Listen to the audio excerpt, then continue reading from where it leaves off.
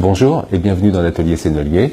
Aujourd'hui, nous allons parler de liquide de masquage, masking fluid, drawing gum. Il porte plusieurs noms, mais c'est ce même produit qui permet aux aquarellistes de conserver des zones blanches avant d'appliquer la couleur. C'est un produit très pratique pour les aquarellistes et les gens qui travaillent avec de l'encre par exemple et des peintures diluées. Je vous montre le fonctionnement.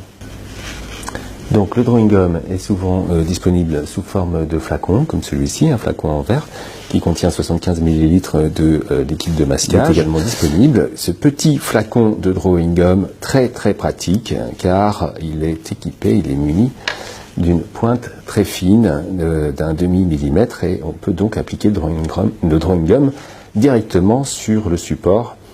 C'est celui que je vais utiliser maintenant.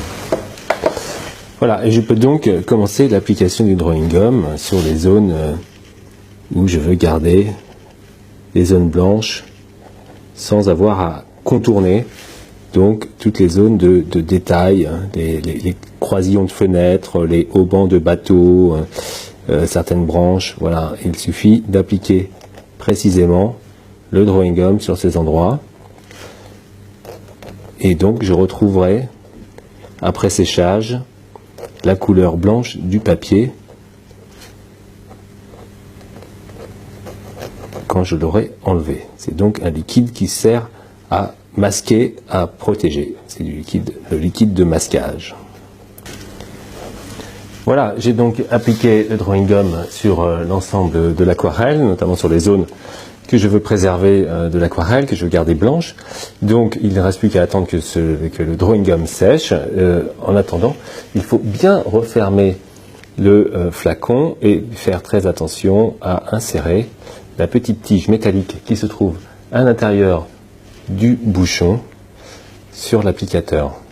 Voilà, cette tige métallique s'insère à l'intérieur de l'applicateur et permet ainsi d'éviter que le drawing gum ne sèche à l'intérieur du flacon. Le drawing gum est désormais sec, on voit qu'il s'est assombri, il était vert clair, il est devenu vert un peu plus foncé au toucher. Il est sec et je peux désormais appliquer la couleur. La petite mise en couleur à l'aquarelle est terminée. Il faut désormais attendre que ça sèche avant de pouvoir retirer le drawing gum et voir justement apparaître dessous les zones blanches du papier qui étaient protégées par ce liquide de masquage. L'aquarelle est désormais sèche, donc je peux enlever le drawing gum délicatement, tout simplement en le frottant avec le doigt. Voilà, j'ai ôté le drawing gum qui se trouvait sur les parties qui sont désormais redevenues blanches, qui protégeaient le blanc du papier. Lors de la première application, je peux poursuivre mon aquarelle pour affiner les détails. Et puis une autre utilisation très intéressante de ce drawing gum, c'est l'esquisse directe à main levée avec l'applicateur. Alors on applique le drawing gum et voilà, donc on peut réaliser une esquisse. Par exemple ici je vais réaliser une esquisse dans l'esprit un peu de bord de mer.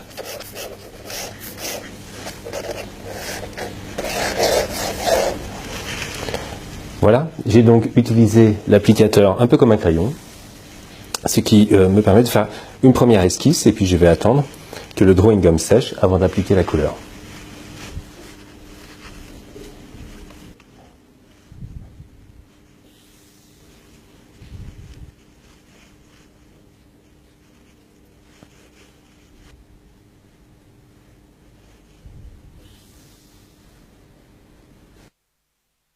Après avoir ôté le drawing gum du papier, eh bien, il apparaît à l'emplacement du drawing gum le blanc du papier qui était là en réserve, en négatif, et qui dynamise ce type d'aquarelle. Donc un petit flacon extrêmement pratique avec son applicateur, nous l'avons vu. Voilà, j'espère que cette vidéo vous a plu. Si tel est le cas, bien écoutez, n'hésitez pas à la liker, à la partager. Et si vous souhaitez être au courant des futures vidéos Sennelier, comment utiliser nos produits, eh bien, rejoignez la page Facebook si ce n'est pas déjà fait. Sinon, vous pouvez également vous inscrire à notre newsletter sur le site sennelier.fr. Voilà, merci, à bientôt.